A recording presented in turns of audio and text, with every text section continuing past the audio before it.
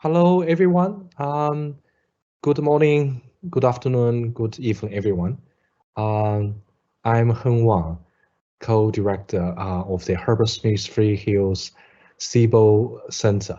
As CIBEL stands for China International Business and Economic Law. I'm also a professor at the UNSW Faculty of Law and Justice. Today, I'm delighted to welcome you to the fourth webinar of the CIBEL's 2021 Young Scholars Workshop. It's part of the CIBEL Global Network events. And also, I would like to, at the very beginning, by acknowledging the traditional custodians of the lands on which we meet today, the Betago and Gadigal people, for where UNSW stands, and pay my respects to the elders past, present, and emerging. I would also like to extend that respect to other Aboriginal and Torres Strait Islanders who are present today. So firstly, we will have a very exciting events today, I think, on a very important and new issues of finance and currency, because we are now seeing a situation of the digital transformation which has been speeded up in the post-COVID context. These are a lot of issues that deserves further attention and affect everyone, ranging from the new international development banks, which relates to the international economic order we are living in, and to new technologies, including new digital currencies like central bank digital currency, because we have seen those developments ranging from China to Europe and also to the United States. And we have seen those new issues of profound effects on international economy. And so that's the issues we want to look into today. So we are very lucky and glad to have a fantastic panel which will discuss a number of representative and crucial issues that help us to explore the future landscape of the world we're living in from the perspective of finance. And the first speaker, which I will give more detailed introduction later, is Dr. Joseph Ostransky, and he will talk about the new international development banks and the implication for world or global economic development discourse. And then we'll move on to Mr. Da Ke of the Peking University, and who will speak on the legal authorization of the central bank digital currency, particularly based on the proposals of China, Eurozone, and the US. And we'll have the third speaker, which is will be presented by Mrs. Katarzyna Ziolkowska of the University of Warsaw, which will talk about the issue like how to regulate blockchains. And also, I have to also apologize for the pronunciation I may have. And of course, we will have fantastic comments provided by Dr. Jason Allen, senior research fellow at the Humboldt University Berlin. And each of the speakers will have about 10 to 12 minutes. And then we'll follow by our commentator, Dr. Jason Allen, and before we open up for questions. So without further ado, please allow me to introduce our first speaker. Our first speaker is Dr. Joseph Ostransky. He is a Max Weber Fellow at the European University Institute. That reminds you of my time when I was a Max Weber Fellow about 10 years ago. And Dr. Joseph Ostransky is a Max Weber Fellow at the UI and specialized in international economic law, international disputes, settlement theory and history of international law, law and political economy, and socio-legal approaches to international law.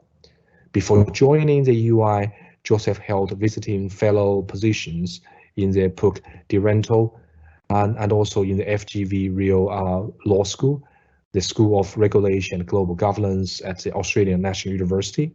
Before that, he was a lecturer at the Graduate Institute of International Development Studies, where he taught international commercial and investment arbitration at Geneva LAM.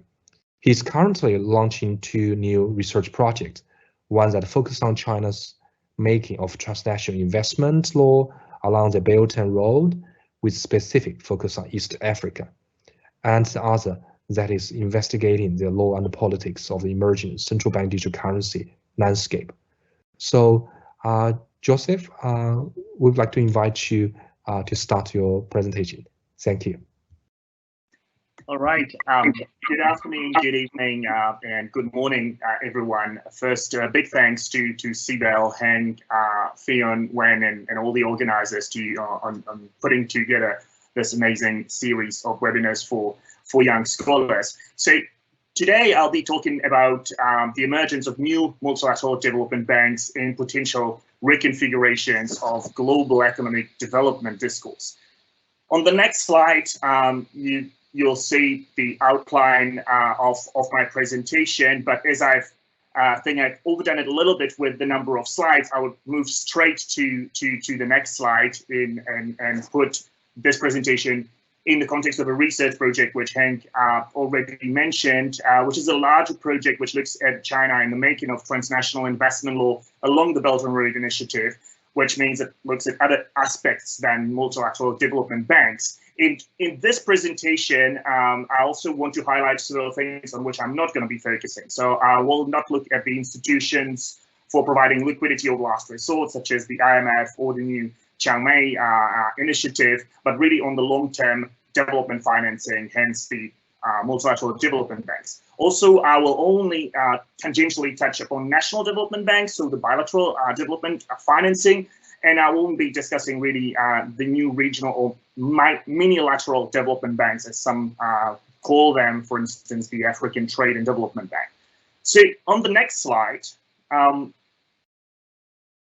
what is interesting or what is important to highlight when the new international or the new multilateral development banks, which I'll introduce in a second, enter the scene of multilateral development financing in the last decade, they really entered the discursive landscape, which is literature and policy discourse, which has been heavily focused on the Bretton Woods institutions, so the World Bank, IMF, International Financial Corporation, and others. And really, the focus of this literature goes essentially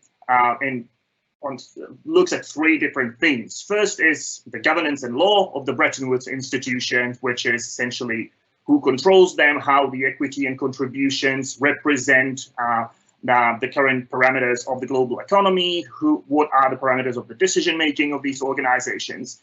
Then the second strand, or the second theme, is the outcome and performance of these institutions. So there, the literature and the discourse look at the lending of these organizations, how they perform, to what extent the funding project had impact on economic development and growth, and what policy doctrines underpin these projects, as well as the bureaucratic practices of these institutions. Finally, the third strand looks at the change and continuity of these institutions, especially in light of the critique which has accumulated over years. And from this, one can definitely see that the focus is heavily Western-centric. It's predominantly looking, the literature and policy discourse has predominantly been looking at really the Bretton Woods institution, despite the fact that over the last few decades, the global south, or the emerging and developing economies, if you will, development finance has been more substantial in the last few decades. So now on the next slide, I mentioned that there's been accumulated critique of the Bretton Woods institution, and I must also say that these are rather broad brush, with broad brush strokes, some of the major critiques which have been accumulated. Already in the 1980s, Charles Kindleberger identified several problems in the global financial architecture, and some of them are important with regard to development finance architecture. The three are the lack of counter-cyclical financing for long-term development, but also lack of last resort liquidity lending, and also issues of macroeconomic cooperation. It should be said that since the 1980s up to now, the development finance needs around the world by far surpass what is available globally. But important turn happened in the end of, or during the 1980s, and especially lifted up from the 1990s onwards, which is the notorious neoliberal turn, or the turn to good governance and human capital within the Bretton Woods institution, which led to concomitant drying of foreign aid and decrease of investment or development financing in infrastructure projects. And of course, the policies and practices of Bretton Woods institution, the notorious pro-cyclical conditionality and one-size-fits-all approach to growth and economic reform have been heavily criticized, just as the institutional decay and bureaucratic ossification when it comes to bringing new ideas and putting them into practice. And the global economy since the end of the Second World War, of course, changed dramatically, and especially within the last few decades, we've been witnessing the rise of new economies and new powers, China being the prime example. And these changes have not really been reflected within the traditional Bretton Woods institution and traditional multilateral development bank, despite heavy push by China and others to make reforms, but the reform has been rather sluggish. So on the next slide, I'm finally getting to the new entrants. And here in this presentation, I'm focusing mostly, or I'm taking as an example, mostly the Asian Infrastructure Investment Bank, but also to some extent the New Development Bank. Both have been sponsored in important ways by China, but the second one has been a multilateral initiative led by BRICS. The AIIB, or the Asian Infrastructure Investment Bank, has been established or initiated in 2014, but established in 2015, and already within 3.5 years of its existence, it became the second largest multilateral development bank in the world, which is rather extraordinary if you think about it, considering that, for instance, Asian Development Bank, which was established as a Japanese initiative in the 1960s, now within the 60 years or so of its existence, doesn't have as many members as the newly minted AIIB has, and doesn't have such large capital contributions and capital available as the AIIB has. There's some important differences between the New Development Bank and AIIB, but I'll skip them. We can get back to them during the discussion. So let's move to the next slide. In here, we can see the dominant narratives about the emergence of the new MDBs, and they're to some extent mirroring the critique of the traditional, or the Bretton Woods institution and Western-led MDBs. The first one is that really the need for fair representation of the emerging and developing economies in the global financial architecture, and certainly the need to reflect the rise of China into the BRICS. The other one already mentioned insufficiencies in the traditional MDB's financing scale, focus, and development models. The lack of development finance in infrastructure and infrastructure needs have been considered as one of the major obstacles to development, specifically in Asia, but also in other countries, and also the controversial conditionality, which is attached to development financing by the traditional MDBs. So on the next slide, so these were the two narratives which relate to the emergence of these banks. But when the banks were established, of course, it was not only about why they're established, but what their establishment means for the global architecture, and what fears and promises, or promise and perils, these banks bring. And of course, this depends largely on the perspective from which we're looking at the issue, because initially in the 2015-16, the reactions were mostly fear. If you look at the media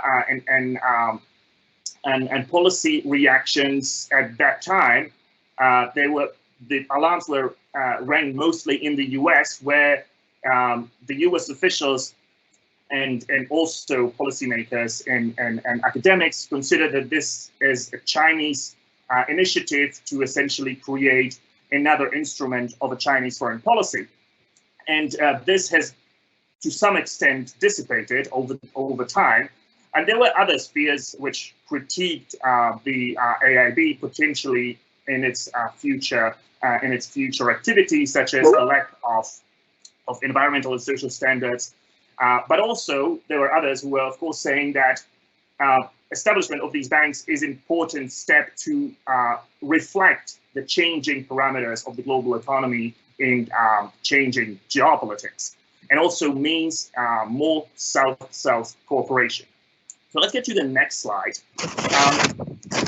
As I have approximately 3 minutes left, I will only deal briefly with the question of the argument that AIB is a Chinese instrument and challenge to the US-led liberal world order.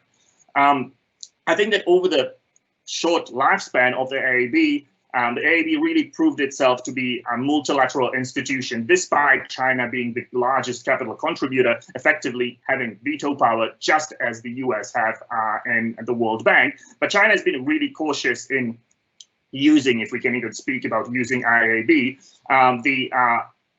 the governance structure and the staffing of the organization seems to be really reflecting a multilateral institution.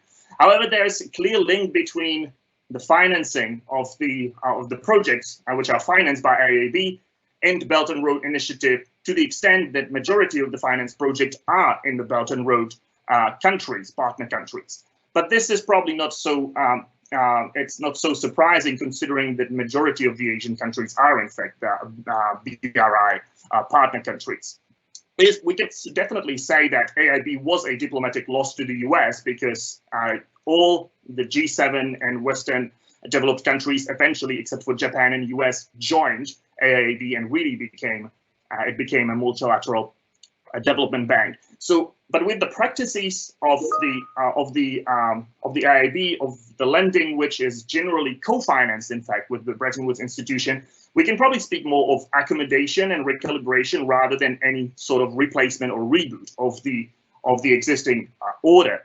And again, it also depends on a different understanding of what challenge to the established order means, if we're just speaking about changes of centers of gravity rather than a reboot of the system.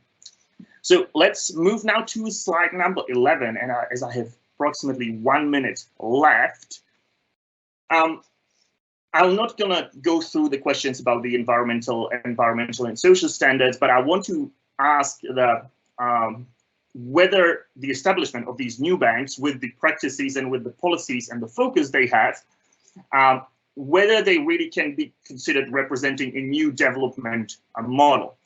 It seems that there is a move away from the conditionality and one size fits all, and move away from the human capital and institutionalist model, which have been propagated by the Bretton Woods institution, towards the so-called big push model, which looks at the complementary investment necessary for larger infrastructure projects. If I may just have 1 more minute, if that's all right. Thank you. So this is certainly a change, and the existing multilateral development banks reacted by channeling more funds into infrastructure. But this still doesn't seem to be enough to really transform the global economy into low carbon and socially inclusive. And the last slide, or the next slide, there's, I think, one thing which is worth considering. Of course, on the one hand, the new MDBs react to the critique and to the practices of the existing Bretton Woods institution, but they also represent and harness the normative appeal of the South-South cooperation. And here I think it's important to look at other South-South cooperations that historically developed, for instance, the new international economic order, and try to look whether there is some sort of parallel there. And here I think the new MDBs do not really represent a major shift, because, for instance, if we look at the questions of development and north-south divide or central periphery, which was very dominant in the 1970s, the divide is no longer viewed in terms of neocolonialism, collective political struggle, or anti-dependency. It is essentially viewed as a question of full integration into the existing capitalist framework, and where the unequal global division of labor is taken for granted. So the north-south divide doesn't seem really no longer relevant, and it removes, at least discursively, the questions of power relation and solidarity, and presents them rather as technical questions of coordination and transparency. So here we have little discussion about redistribution and change of the ground rules away from the previous colonial rulers and great powers. We do not have much discussion about development aid. So I think, and also we do not have that much discussion about about economic sovereignty and popular and democratic control over the economy. So the development is not really presented that much as a question of politics, as it was in the past, in the 70s or pre-Bretton Woods era, but rather simply as a question of technique. And the new development banks bring different focus on different emphases on different projects, but not really a change of the ground rules. And in this sense, I think there's not that much change to the existing discourses on the development. I'll stop here. I apologize with running slightly over time. Thank you so much. I'm looking forward to the discussion. Yes, thank you, Joseph. I think this is very useful, and also I think you look into a very important issues of the multi-new MDBs, and we'll look forward to more discussion later on.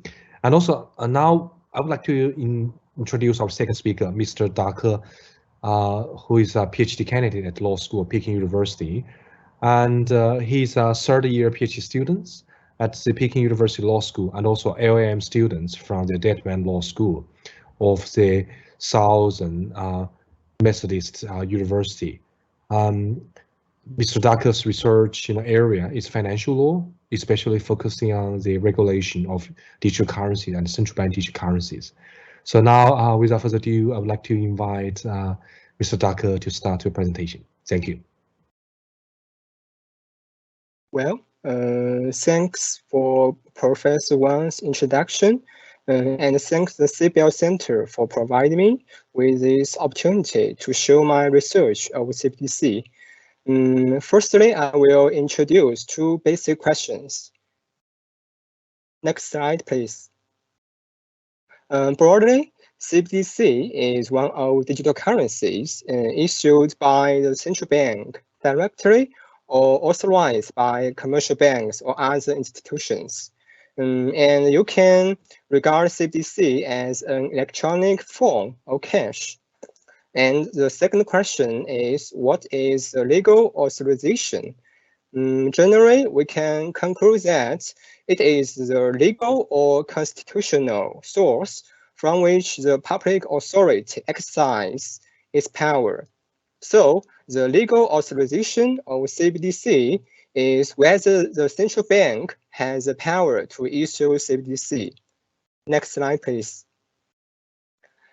In the past few years, with the development of new technology and crypto assets, many central banks and international organizations are paying more attention to CBDC. We know that China has leading position of CBDC's pilot projects, but maybe some people stop that. Is the legal authorization important for CBDC?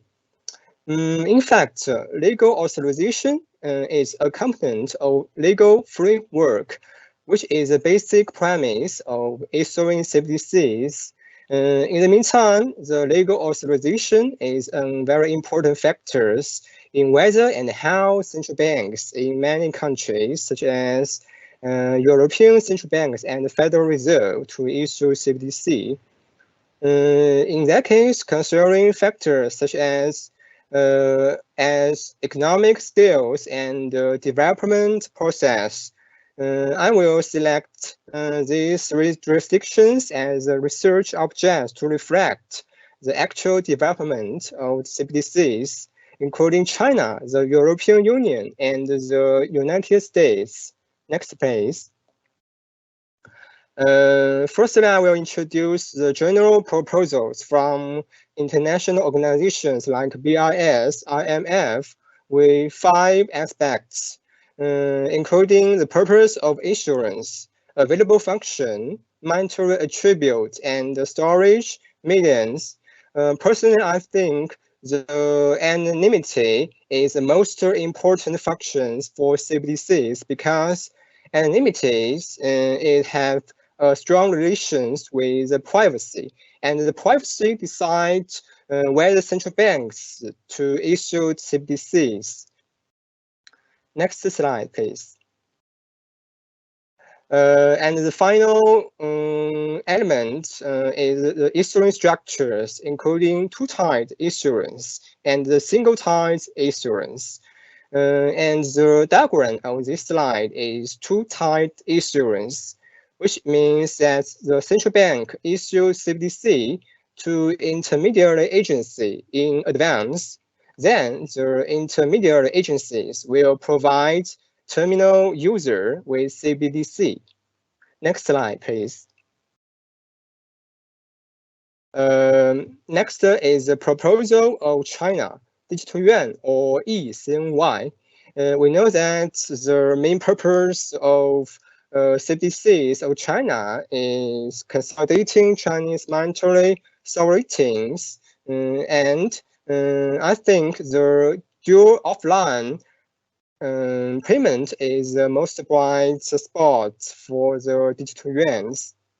The third proposal is in EU's digital euros. Personally, I think the digital euro is a response to cashless needs, and it can protect the privacy. We know that the European unions pose more attention on the personal data, like GDPR. And the last plan of US is digital dollars. In fact, the central banks of US, the Federal Reserves, have not released white papers to introduce the CBDCs, but some NGOs show their proposals of CBDCs, like the Digital Dollar Foundations.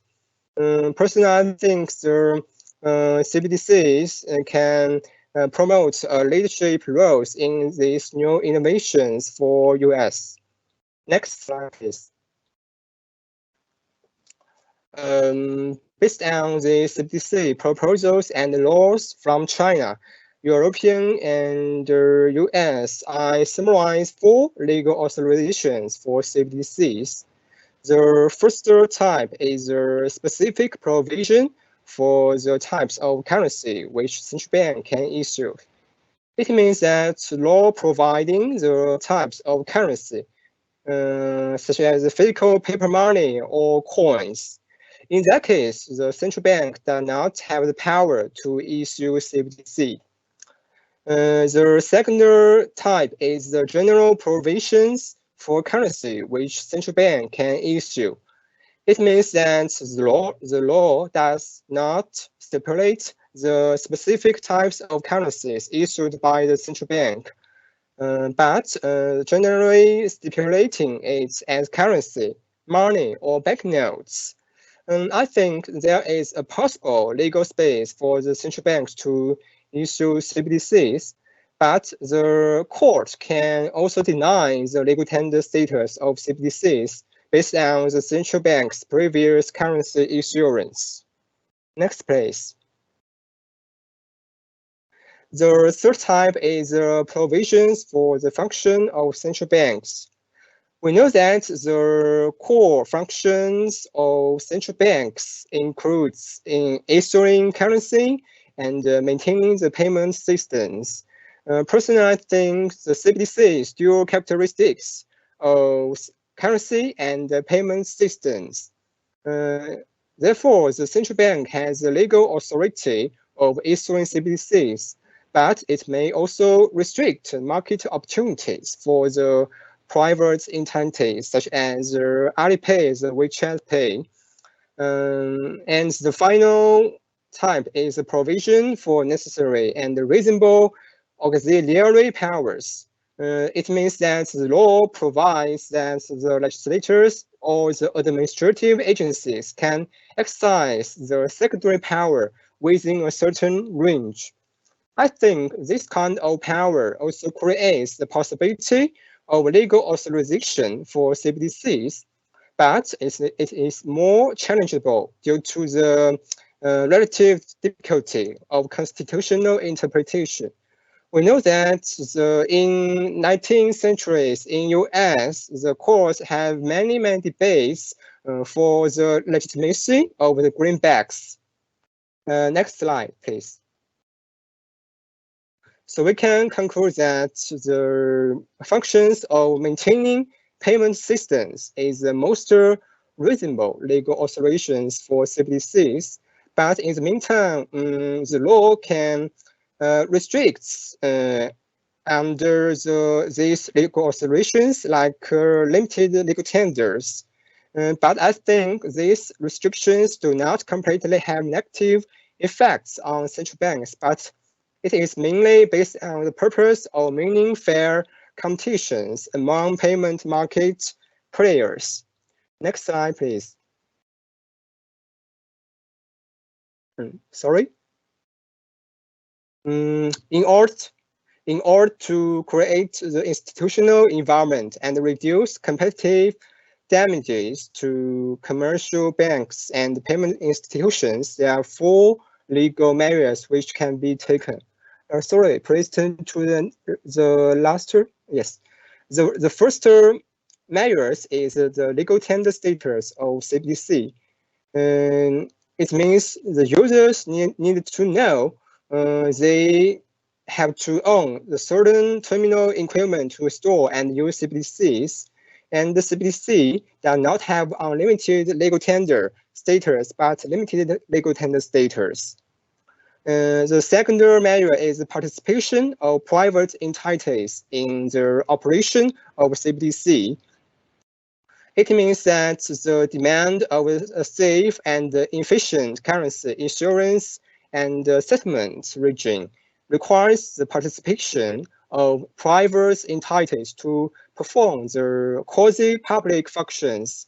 It means that the private entities can become the nodes of the operation of the CBDC systems and perform the anti-money laundering duty.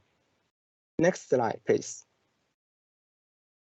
The third measure is the reasonable tolerance for private currencies, especially cryptocurrencies. The law can restrict the crypto assets with similar functions to CBDCs, such as early Libra in 2019, which is pledged by multiple fiat currencies. On the other hand, the law does not restrict crypto assets that do not have similar shapes and functions to the national currencies should be allowed to circulate and use, such as Bitcoins. The final measure is the supervision on the power of the central bank regarding personal data. It can prevent the government from seeking illegal interests for itself. In addition, it can allow the administrative agencies that regulate the internet, computers, and other communications to affect the insurance and management of CBDC. That's all. Thank you.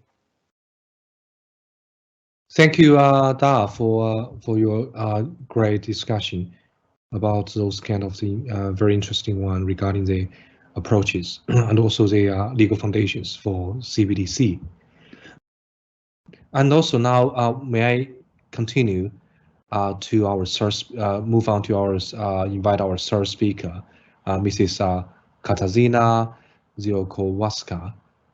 She's a PhD candidate at the University of Warsaw and a research intern at the University of Malta.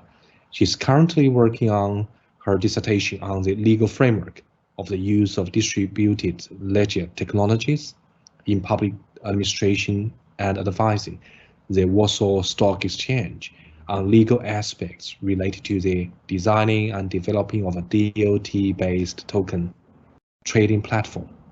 And so without further ado, I would like to invite Katarzyna to talk about the blockchain, and the floor is yours. Thank you. Thank you very much. Good afternoon, everybody, or good morning to those of you who more or less share my time zone. Thank you. I would like to thank the organizers and thank you, Professor, for the introduction.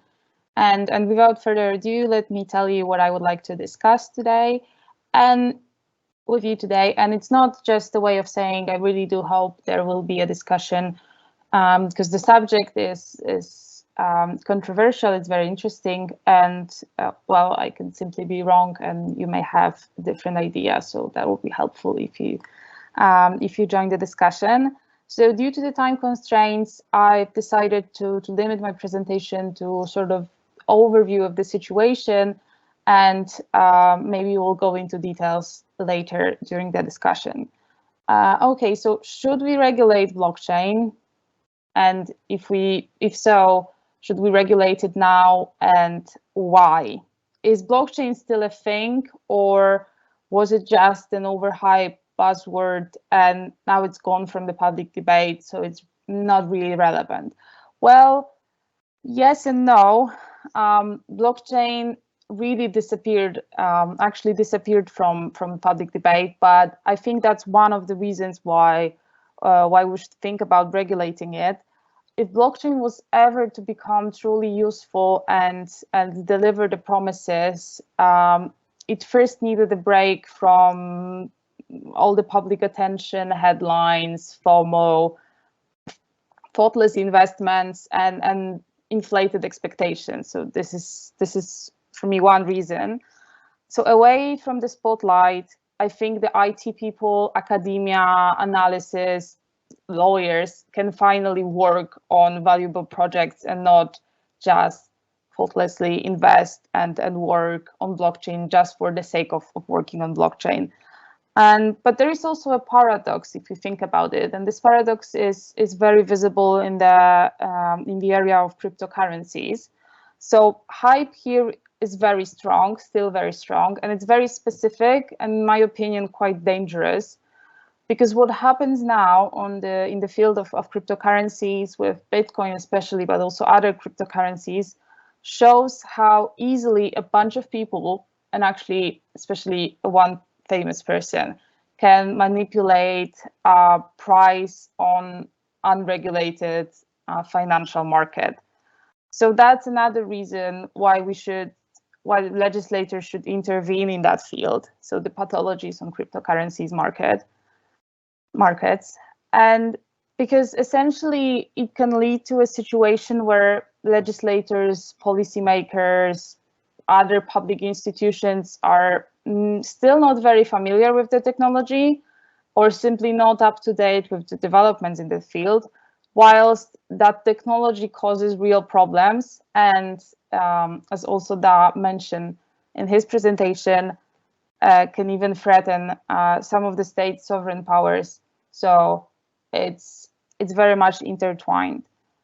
So this point of blockchain's life cycle, we are now in the so-called through of disillusionment, is, in my opinion, high time for regulators to act, because blockchain has been around for a couple of years now. So regulators can assess the risks more properly, more appropriately. And at the same time, cryptocurrencies require action due to pathologies on the markets, actual and potential, if you think about stable coins. And at the same time, the technology and behaviors that the technology enables is still not so established in the society that we cannot really influence it. So it's still, it can be still subject to modification changes. The regulators can still intervene in that field. So what we have here is it's quite specific, because the situation is not uniform across countries, and it's not uniform across different fields of law. And for a phenomenon that is blockchain and cryptocurrencies, the whole crypto world, it's a very global phenomenon. So if we lack the harmonization across countries, across borders, and across different fields of law, we are in a chaotic situation.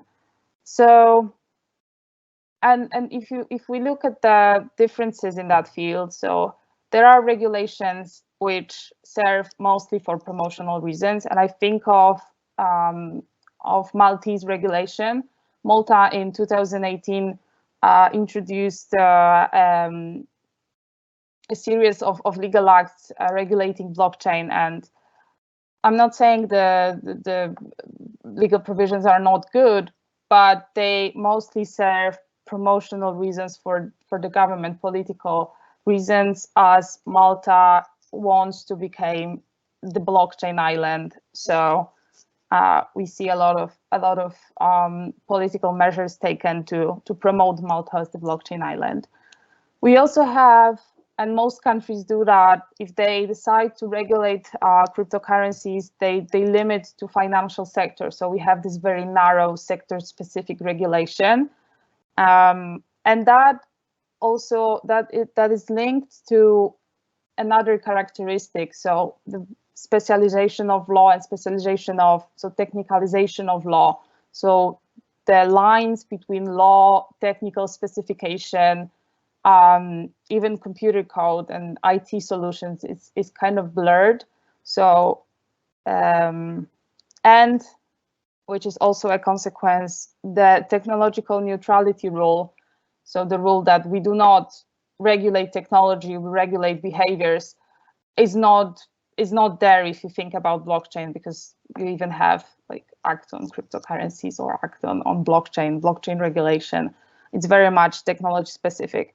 And one thing which is also visible is the resignation from innovative regulatory measures. So a lot of countries brought new ideas to regulatory domain, like sandboxes, safe harbors, and things like that.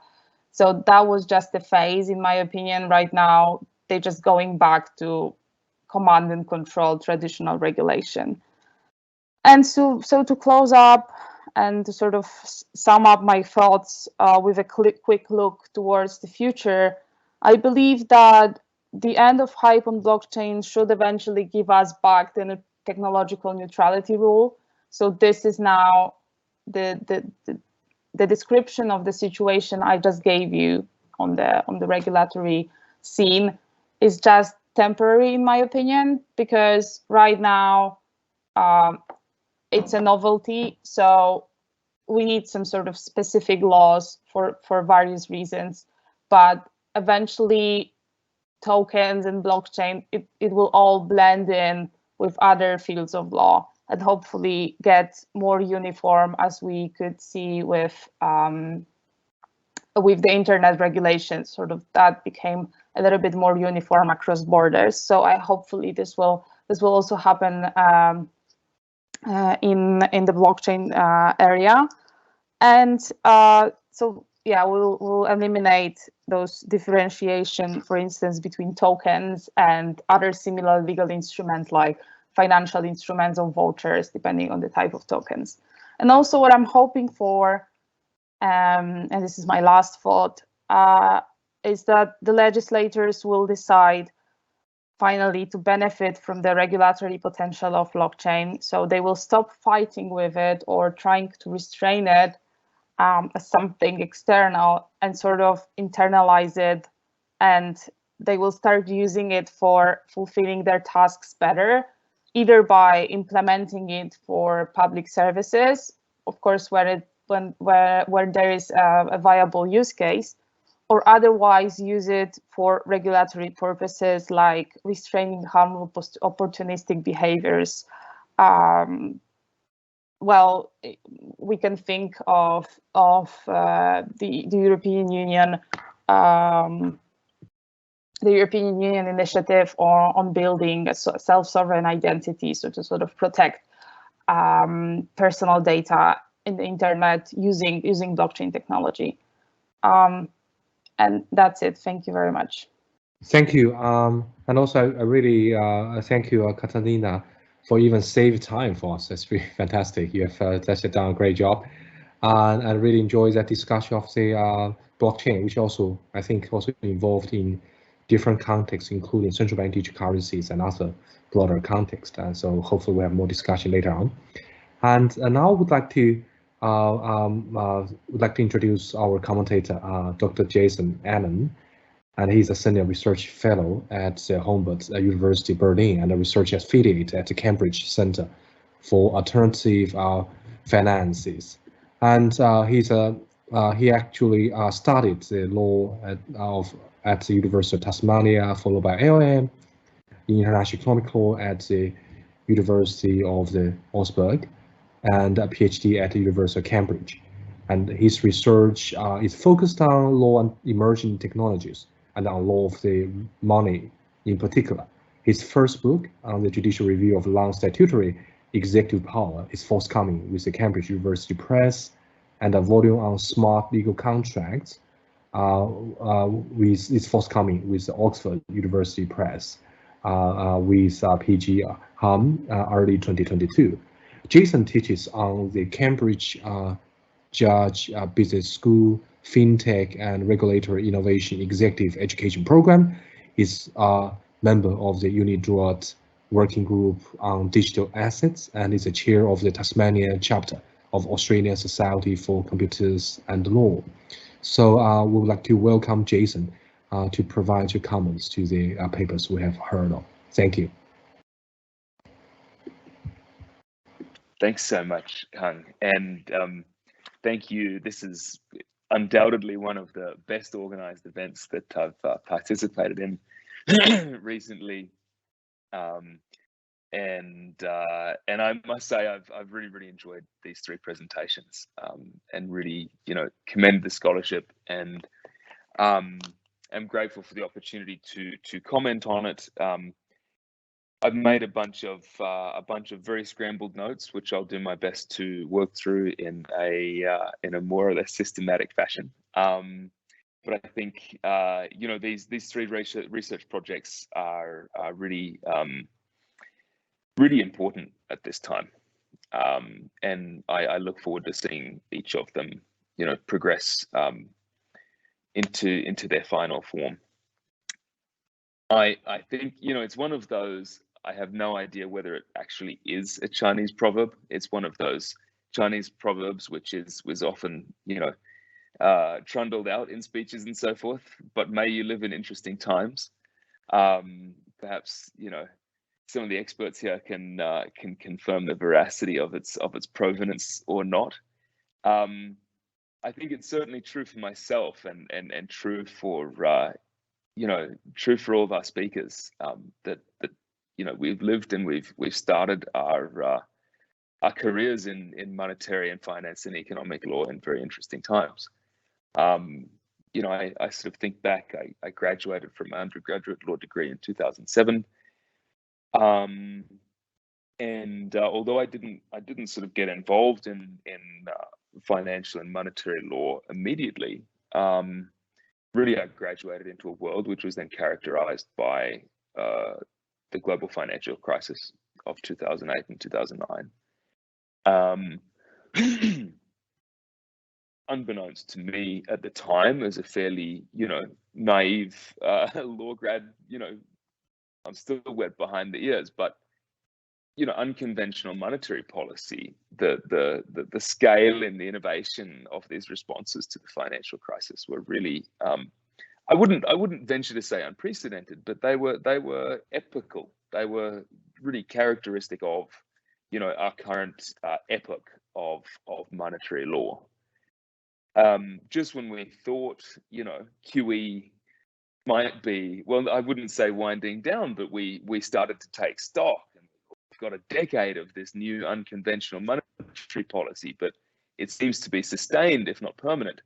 And as we started to engage with it more meaningfully, critically, COVID has come along, and we've sort of you know, doubled down. And I don't want to criticize that here, but I think it makes doing theory, especially as a scholar who has grown up with highly exceptional times being your only frame of reference, it makes doing theory very exciting, very important. I think it gives us, you know, and I'll speak in sort of, you know, loose generational terms, but it gives us, I think, a unique and a very important perspective on current developments. And so I think it's just great to participate in an event like this. At the same time, we've had these seismic geopolitical shifts. We've seen, you know, the sort of balance of capital, you know, move south and east.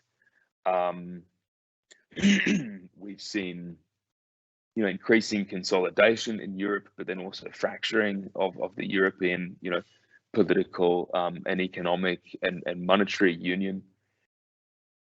We've seen a maturation of the internet.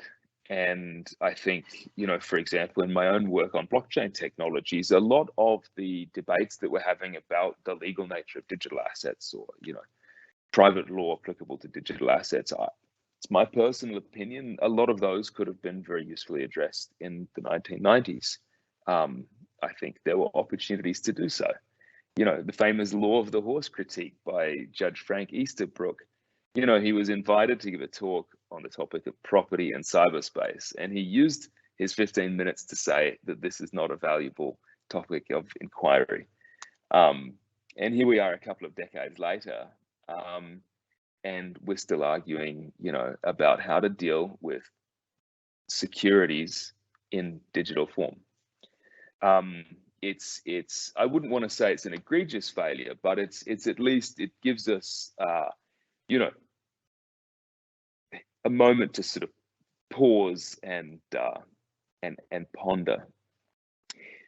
We're really seeing all of these very complex permutations and interactions in a post-Bretton Woods world. I think outside of our sort of fairly niche field,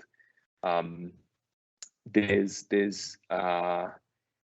not a lot of awareness of what these Bretton Woods institutions were, why they were created, when they were created, what job they were there to do, or indeed of the fact that we've really been sort of sailing in somewhat uncharted waters now for several decades. And another theme again in my own research has been, for example, with the legal characterization of central bank money, we really haven't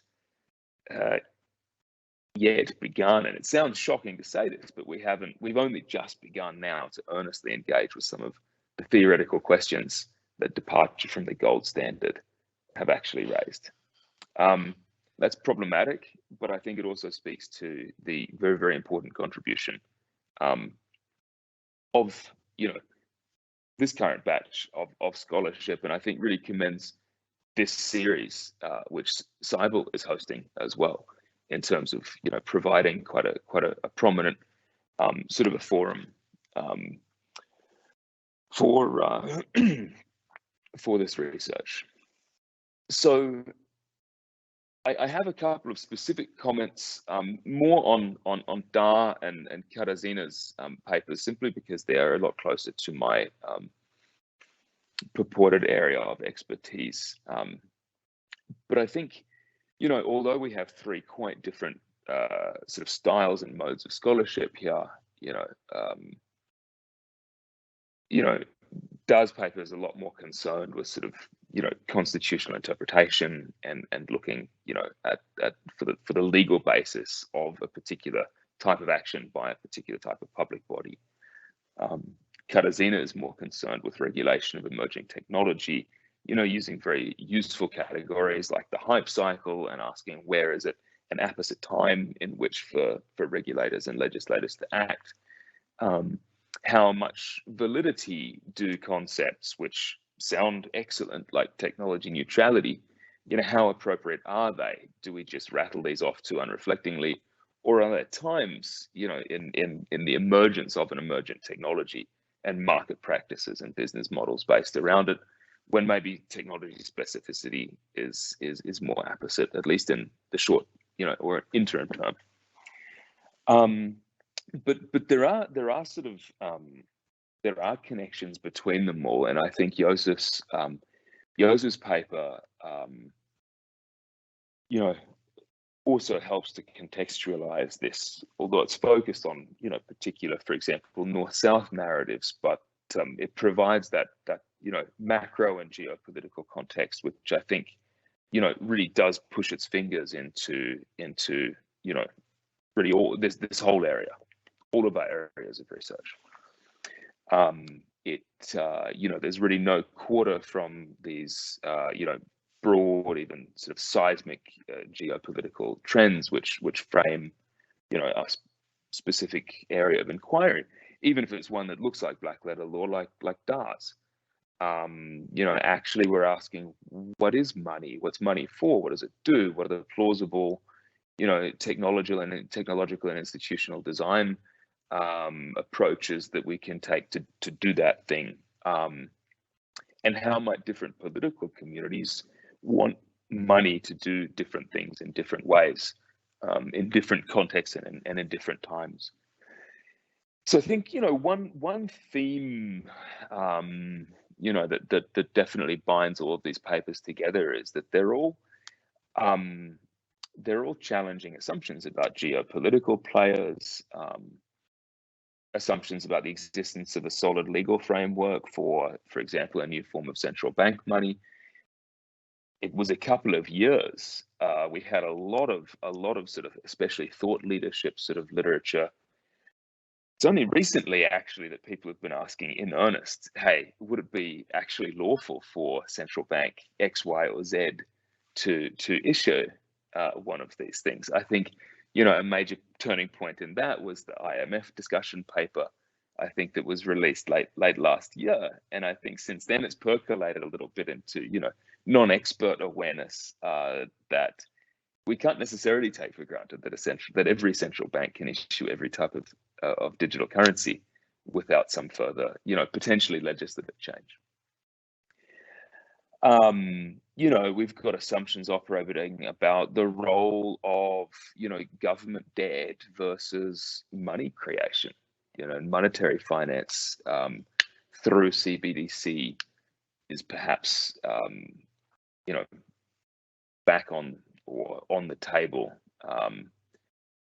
We've got assumptions about the anonymity of transactions and about privacy in different contexts, which differ a lot from political community to political community, and about the permissibility or the desirability of giving market-based technological innovation a totally free rein.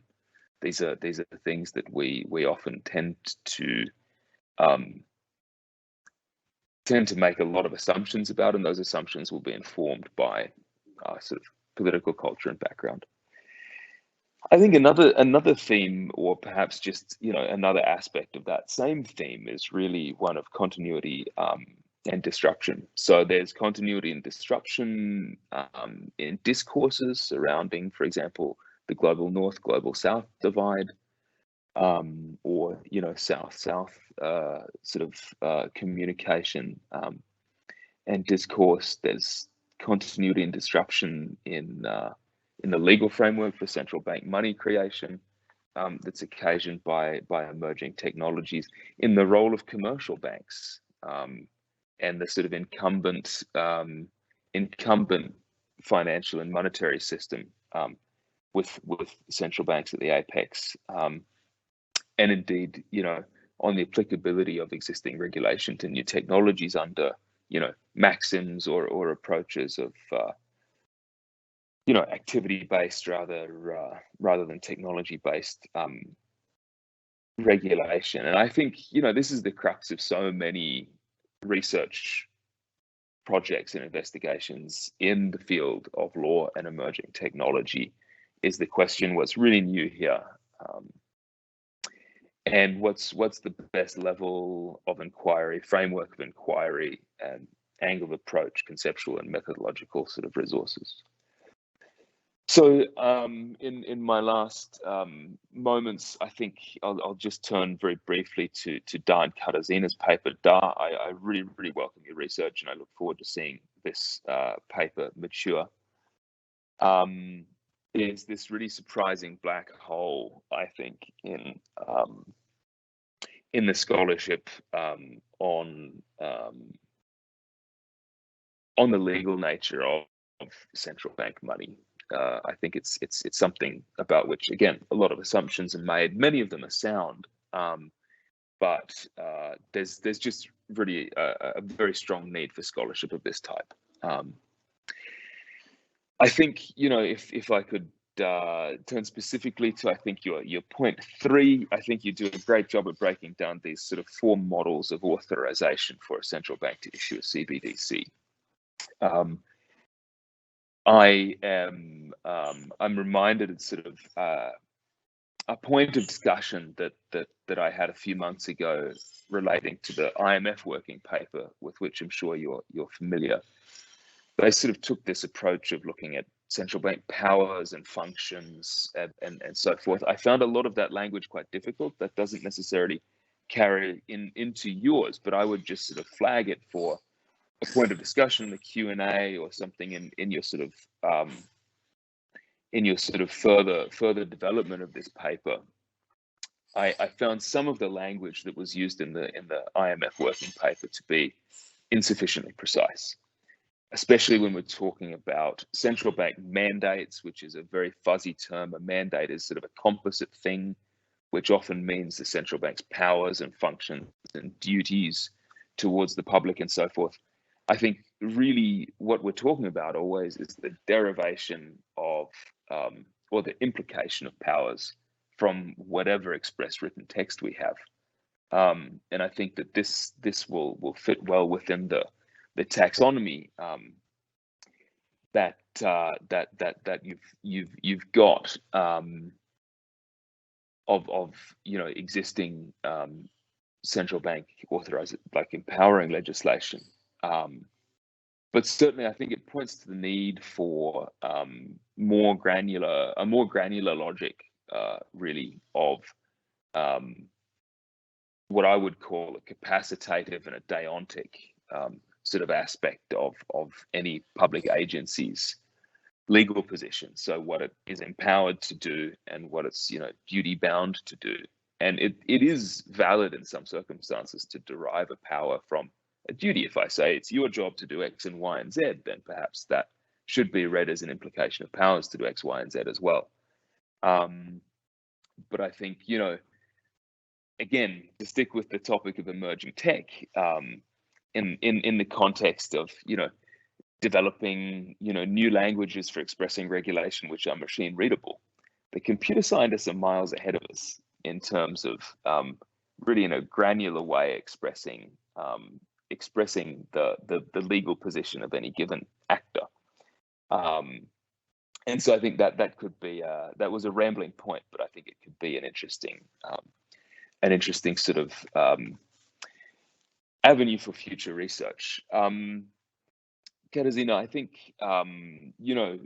the question is now an apposite time in the Gartner hype cycle for regulation of blockchain. I think is an excellent sort of a research question.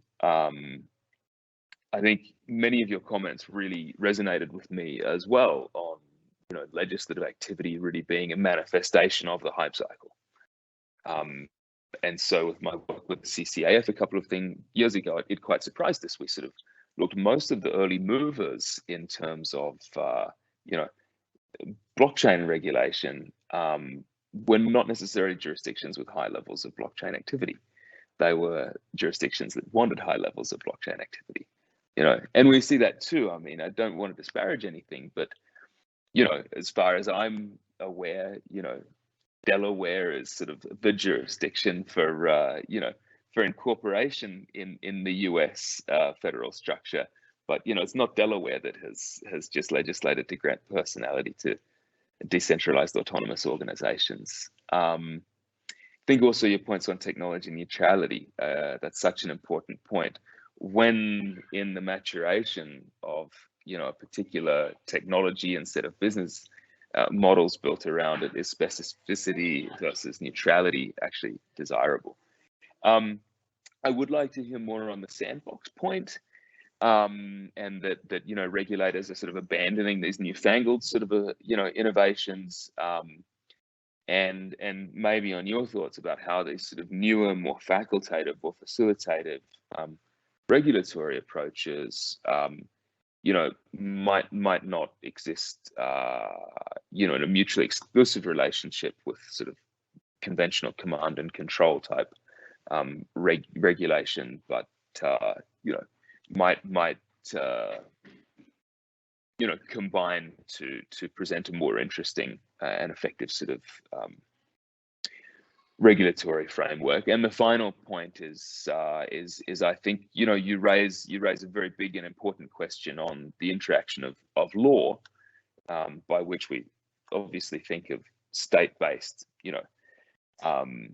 state-based legislation, and sometimes, regulations formed by the executive or judicial determinations. But then we've got this whole, and again, this ties back to some of Josef's concerns, for example, in terms of the geopolitics and the geopolitical dimension of it. We have, action on the international plane, which is, giving rise to, norms in the broader sense. And we've also got all sorts of private initiatives like standards and so forth, which are sort of norm generating and norm creating, if we take that term in a broader sense. And I'd be interested to hear where the speakers think, the endpoint of these processes might be.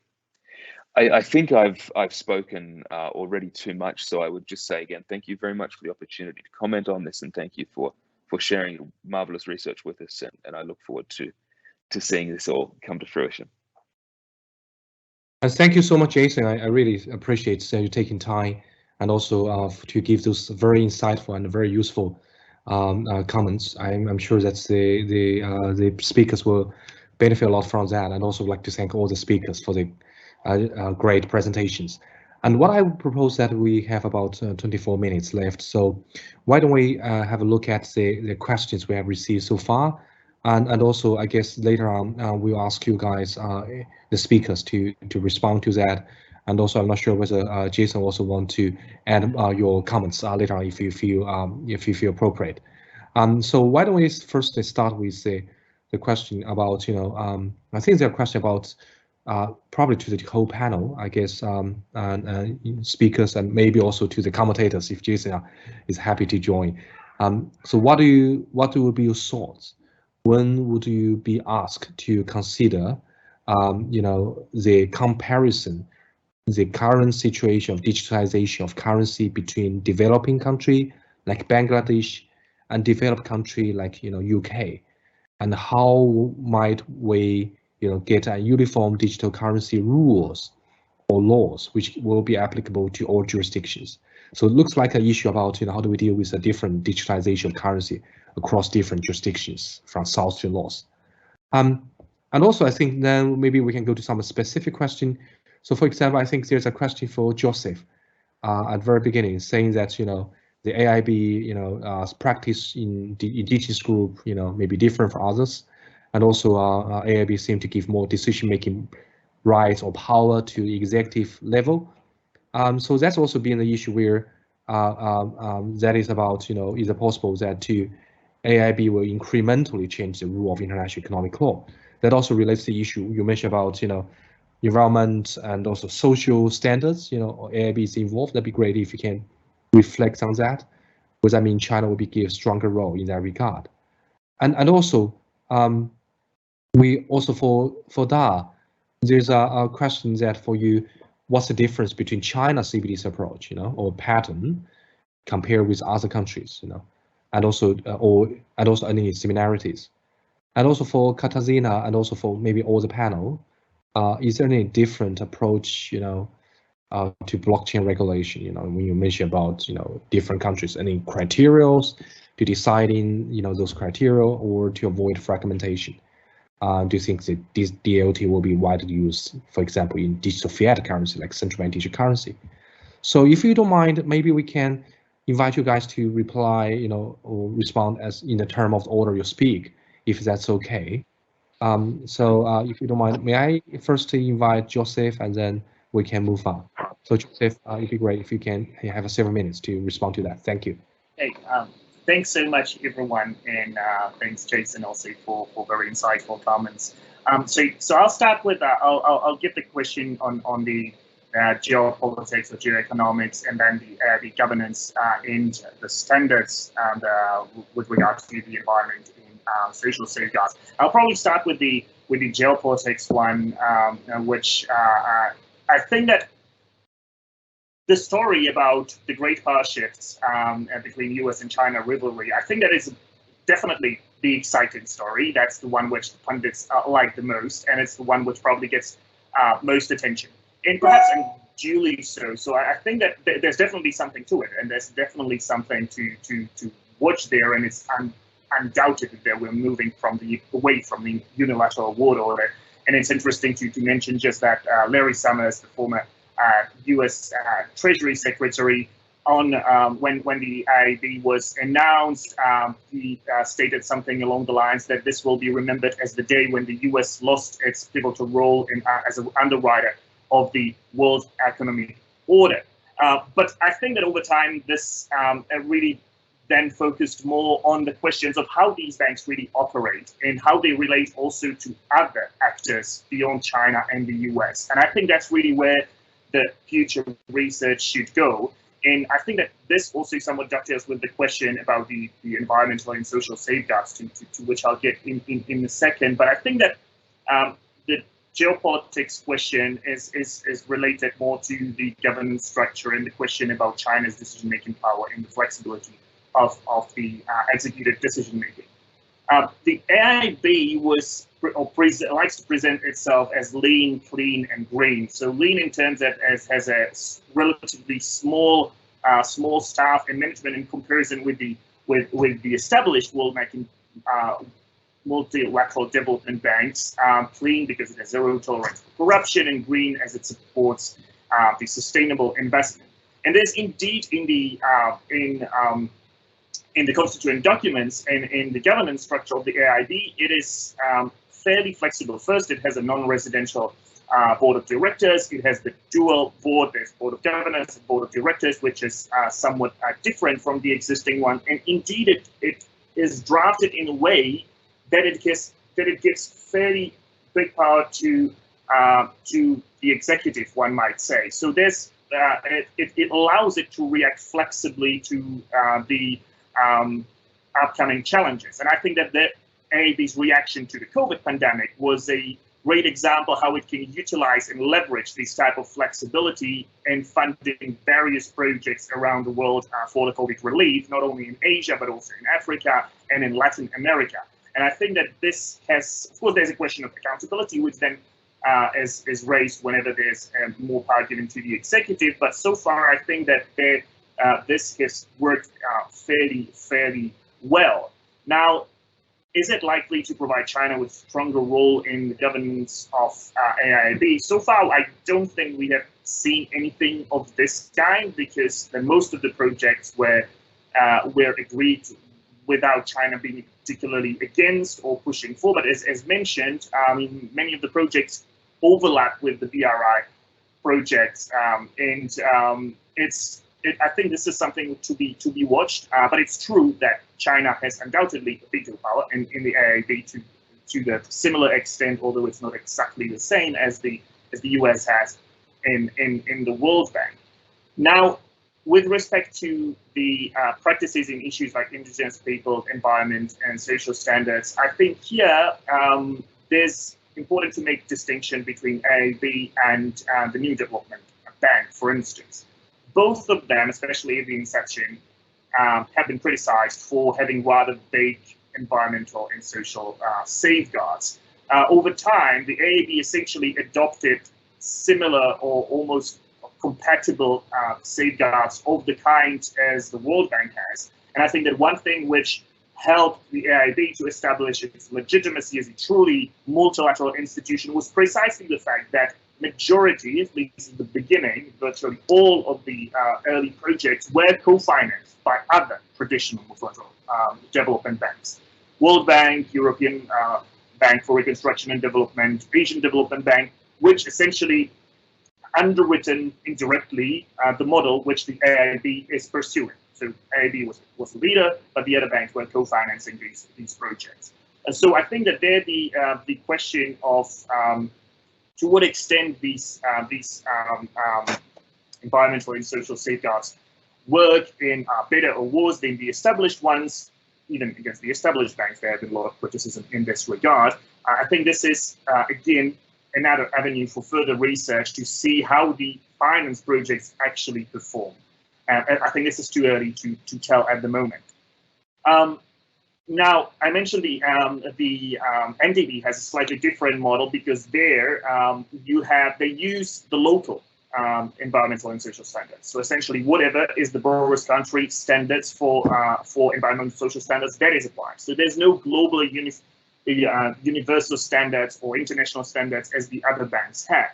And I think that there's also a trade-off which is to be made. So on the one hand, using the international standards might give more credibility, might be considered as using the best practices. But on the other hand, these are borrowers-led banks. And one of the criticism has been that they do not take account enough the local conditions of the borrowers' countries, and they are forced to use one-size-fits-all international standards for the projects, which do not necessarily dovetail. So as the more there is internationalized standards, there might be more pushback from the side of the developing countries that are part and leading these banks. So I think that it's difficult to say what is a better role. And again, this will be comparing the project and their performance over time as we'll see more of these projects mushrooming around the world.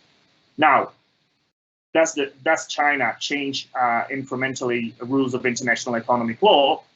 On the one hand, I think the rules of international economic law change incrementally, constantly, whether with China or not.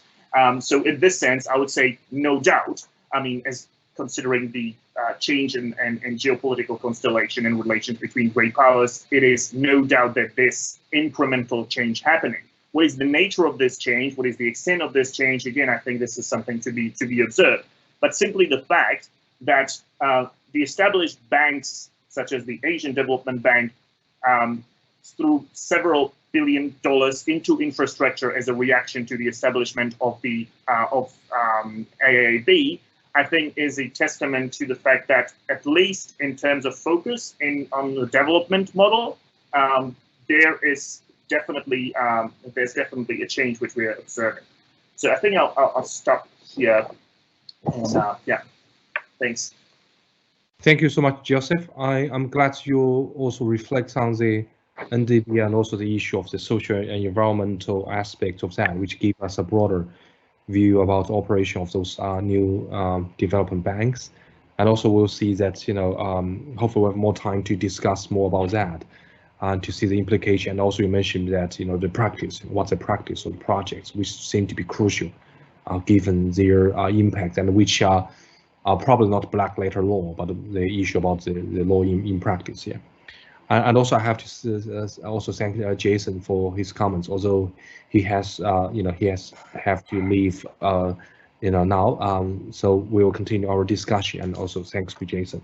Now I would like to move on, and may I invite Da to respond, you know, to the comments and also the question we have.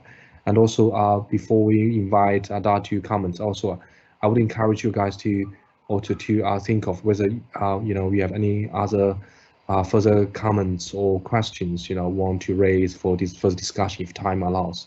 So without further ado, let's invite Da. Thank you. Thank you. I think it's a good question.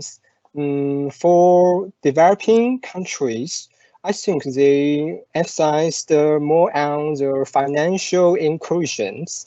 It means that the central banks would make more and more people to use CBDCs, especially the unbanked, underbanked, and the poor. For example, in China, the CBDC digital yuans have two forms, including the mobile phone app and the card. And the card is designed for the poor and the old. People can buy the CBDC card from the bank or other commercial institutions, and with the cards, the users can use the cards without the internet. So I think the cards of CBDCs can achieve the financial inclusions. For the developed countries, I think they emphasized on the privacies. For example, the European central banks released a report, and the report proposed a product which is the anonymity vouchers, and the anonymity vouchers can make the users can do the transactions in a limited amount of monies, and their transaction information is not released from the central banks. But if the payment amount of monies is beyond the limited amount of the monies, the central banks will identify the users and perform the anti-money laundering duties. In addition, I think the developed countries have stronger levels of rules of law, so they may pay more attention on the legal authorizations. But for example, in China, interestingly, the CBDC's public test in China is not authorized by laws, but these situations has been generally accepted by the government and the scholars.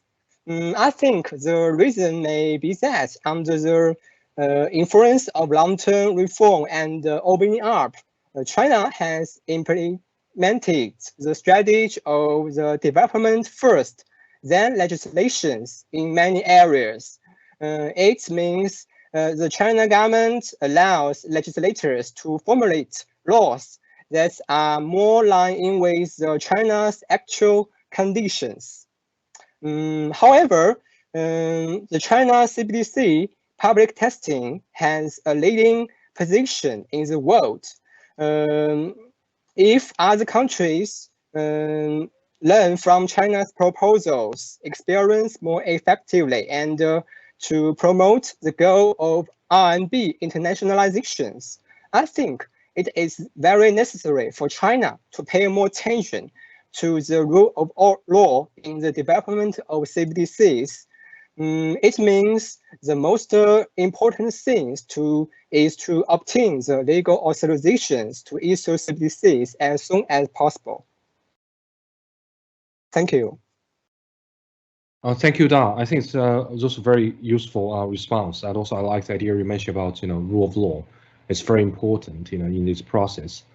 And also, I think this also involves many issues, perhaps also about transparency, which is crucial for the rule of law, and also that concerns the confidence, in a central bank digital currency.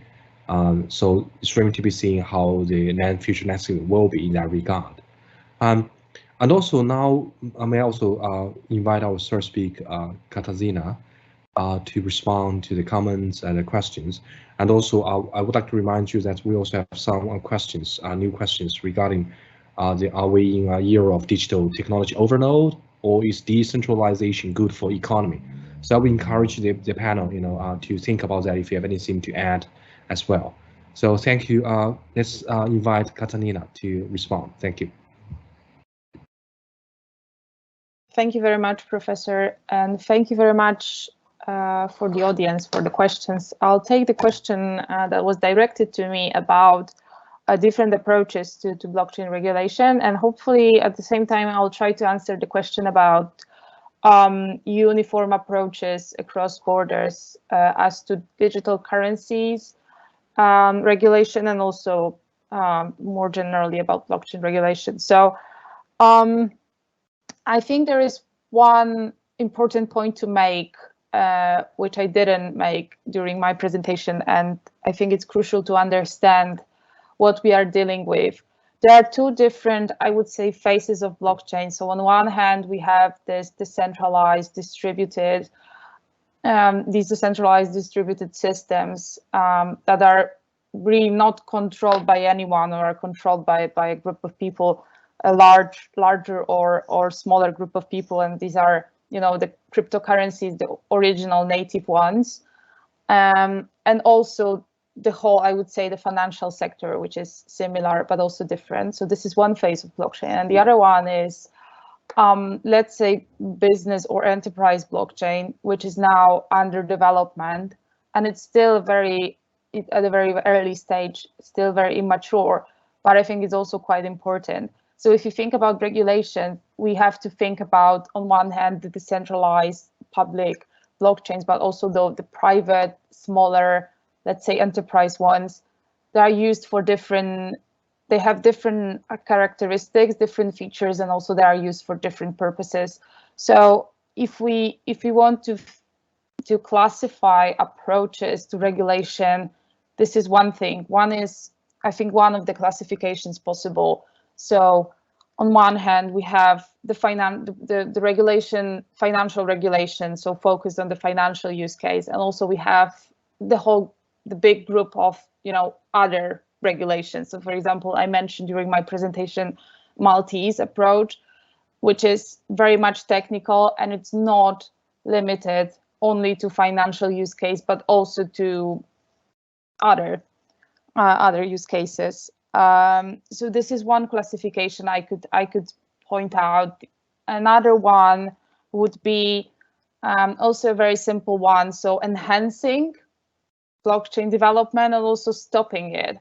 And it has been very much, I would say, connected to the first classification I made, because if you think about financial sectors, usually we have regulation that is aimed at stopping or limiting or restraining it in some way. And if we think about well, enhancing or supporting blockchain, we think about other use cases. So we want to come up and facilitate other uses of blockchain. And we also have something that Jason mentioned in his comment. So this differentiation between traditional methods of regulation, so traditional command and control, and also the big group, not very specified in the scholarship. So the innovative methods of regulating blockchain. So for example, using sandboxing, using safe harbors, using third parties, and delegating powers, regulatory powers to third parties, such as system auditors or something like that, or banks or international organization. So these are, you know, possible different approaches. And if we think about getting a uniform approach across borders, well, I wouldn't be so worried about the financial sector, because you know, we have the global village now. So the global village will need to come up with some solutions that will enable, hopefully in the future, trading tokens internationally and stuff like that. And we also have, I would say, organizational structures to do that. So we have international organizations, international banks, multilateral banks. I think with good practices and some standardization, we are able to reach some sort of consensus there. And I think this is the right approach, even if we think about other use cases. So using pan-national, or introducing pan-national, transnational solutions, such as soft law, technical standardization, using international organization to publish reports or model rules. And I think this is the best we can have in these times. Thank you very much. Thank you very much, Katarzyna. I think it's very concise and also very useful response to that, covering different approaches and also how we looking forward. I'm sorry that we are conscious of time. We are about to run out of time. So I think I probably have to conclude here. But I would like to really extend the sincere gratitude to our three excellent speakers, and to Jason for the very insightful comments, and also really to thank the audience, you know, for your participation and the questions, although we are not able to answer all of that. And also I would like to thank our administrators, you know, Fiontra, Winton, Hannah Jess, and also Sophia Bai for their hard work. And also would like to remind your audience that there are more forthcoming events for our CIBEL Global Network Virtual Conference 2021 Young Scholar Workshop series. So you are more than welcome to register via CIBEL website. And with that, I would like to conclude here and thank you everyone and stay well and thank you. That's the end of our session. Thank you very much.